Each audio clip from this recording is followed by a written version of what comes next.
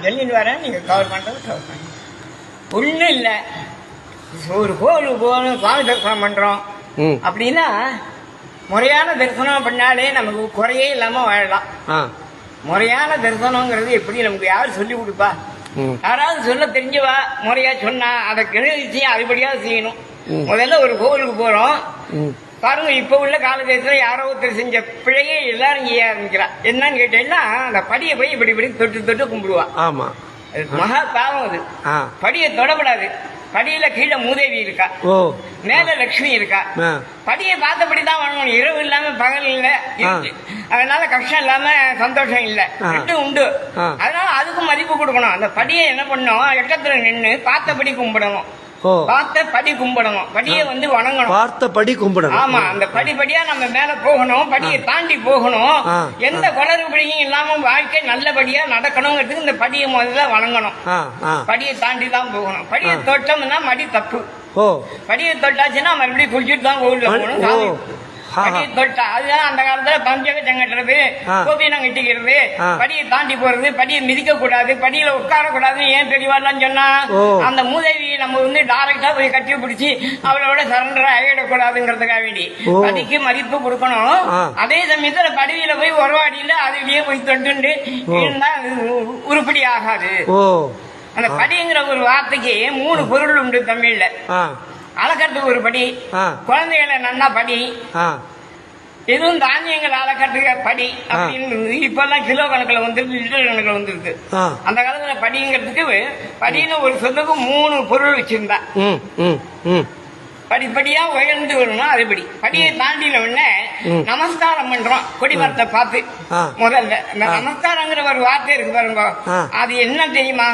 நமஸ்காரம்னா என்ன தெரியுமா அப்படின்னு பார்த்தா யாருக்குமே சொல்ல மாட்டேங்கிறா, யாரும் தெரிஞ்சுக்கவும் மாட்டேங்கிறா. சாத்திரம் என்ன சொல்றது, நமஸ்காரம் விழுந்து கும்பிடுறதுக்கு பேரு நமஸ்காரம் இல்ல. அந்த 2 கையின் மேல தூக்கிட்டு அந்த உள்ள இருக்கக்கூடிய சுவாமியை பார்த்தா அதுக்கு பேரு நமஸ்காரம். மன சமஸ்காரம் நமஸ்காரம். மன சமஸ்காரம் நமஸ்காரம்.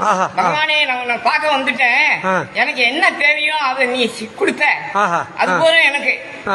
நீ கொடுக்கறது எனக்கு போறோம் இல்ல, நான் எனக்கு கேட்கறதெல்லாம் நீ கொடுக்கணும். நமக்கு சாமிகிட்ட போய் ரொம்ப வைக்க முடியாது. அதனால நீ என்ன கொடுக்குறியோ அது எனக்கு போறோம் அப்படின்னு மனச சமஸ்காரம் பண்ணும். புலவலியை மறக்கணும், வீட்டு ஞாபகம் வரக்கூடாது, பக்கத்துல குழந்தை அழுத சத்தம் கேட்டா அதெல்லாம் கேட்க கூடாது. இதெல்லாம் கேட்கக்கூடிய மனச சமஸ்காரம் பண்ற உள்ள இருக்கக்கூடிய சுவாமி மூலஸ்தானத்துல அம்பாளோ பிள்ளையாரோ அனுமாரோ வீரனோ சூரனோ ஏதோ ஒரு சுவாமியை நீ பார்க்கும் போது அந்த பார்வையோடு உன் மனசு உள்ள போயிடணும். உன் மனசு உள்ள போய் அங்க கர்ப்பகிரகத்துக்குள்ளேயே அந்த விக்கிரகம் இருக்கு பாருங்க. இப்ப இத்தனை விக்கிரகங்கள்ல ஏதோ ஒண்ணு அங்க இருக்குன்னா அதை போய் மனசு இப்படி சஞ்சரிக்கணும். அது பேர் பிரதட்சணம். பிரதட்சணம்னா என்ன? பிரார்த்தனை பிளஸ் தர்சனம் பிரதட்சணம். கோவில சுத்தி வந்தா பிரதட்சணம் கிடையாது. உன் மனசு அங்க போய் சுத்தணும் உள்ள. நீங்க நேரடியா உள்ள போனா நீங்க போக முடியாது. ஏன்னா பூஜைக்குன்னு ஒருத்தர் நியமிக்கப்பட்டா அவரு தான் உள்ள போகலாம். ஆனா உங்க மனசு போனா யாராவது தடுக்க முடியாது. அதை புரிஞ்சுட்டு செய்யறதுக்கு பேர் தான் நமஸ்காரம், மன சமஸ்காரம். இதுதான் முறையான பக்தி.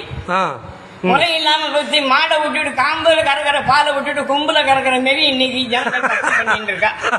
அருமையான உதாரணம். மாடு தீனி போட்டு நல்ல புஷியான மாடு பாலை எங்க கண்டா கிடக்கும், காம்புல இருந்து கறக்கணும். மாடு கண்ண தண்ணி பார்த்துட்டு கண் இல்லாதவனோ அல்லது வேணும் இப்படி கும்ப தூரிட்டு இருந்தான்னா பால் வராது. அது மாதிரி பக்தியினுடைய தாற்பயம் இன்றைய நிலையில எப்படி இருக்குன்னு கேட்டா, இவ்வளவு சாமி கும்பிடுறோமே நம்ம எங்கேயாவது சந்துஷ்டியா இருக்குமா? இல்ல. காரணம் முறையான கும்பிடு இல்ல. ஒரு குழந்தை பள்ளிக்கூடம் போகணும், நல்லா படிக்கணும், அடக்க ஒடுக்கமா இருக்கணும், வாத்தியாரை மதிக்கணும். அப்படின்னா அவன் பாஸ் ஆகுவான், படிப்பான், பிற்காலத்தில் நுழைந்திருப்பான். அந்த படிக்கிற குழந்தைக்கு வச்சிருவோம். பக்தியிலிருந்து குழந்தைக்கு வந்துருக்கோம். இப்போ அந்த குழந்தை என்ன இப்போ 6ஆம் கிளாஸ் 7ஆம் கிளாஸ் போகணும்னா என்ன வாங்கணும்? மார்க் வாங்கணும். நம்ம வாழ்க்கையில கடத்தணும்னா நம்ம என்ன வாங்கணும்? நம்ம கடவுள் அருள் வாங்கணும். கடவுள் அருள் எல்லாருக்கும் இருக்கு. நீங்க தான் முன்னாடி சொல்லிட்ட கடவுள் நமக்குள்ள இருக்காரு. கடவுள் நீங்க என்ன வாங்கணும்? குழந்தை வாங்கினா மார்க், நீங்க வாங்கினா நீங்களே சொல்லுங்க. கர்மா பிளஸ் மார்க். மார்க்னு இந்த பக்கம் எழுதுங்க, இந்த பக்கம் படிங்க. கர்மா கர்மா. நீங்க உங்க கர்மா ஒழுங்கா செஞ்சா கவலை இல்லாம இருக்கலாம் ஐயா. சூப்பர். உங்க கர்மாவை நீங்க குழி தோண்டி போச்சு விட்டு நீங்க சந்தோஷமா உதாரணத்துக்கு சொல்றேன், நீங்க ஒரு பெரிய அதிகாரி, உங்களுக்கு என்ன கடமையோ உங்களுக்கு என்ன நேர்மையோ உங்களுக்கு ஒன்று பண்ணி என்னவோ அதை செஞ்சுட்டு அது லாபத்துக்காக வேற ஏதோ ஒரு குறுக்கு வழியில போனேன்னா ஆமா அதுக்கான தண்டனை தான், அதுக்கான தண்டனை தான், தண்டனை தான் கிடைக்கும். கர்மாவை நம்ம கடைபிடிச்சோமானால் நம்ம நிம்மதியா இருக்கோம். கர்மா பிளஸ் மார்க். Super super. நல்ல அருமையான, ரொம்ப அருமையான உதாரணம் சாமி, ரொம்ப அருமையான உதாரணம்.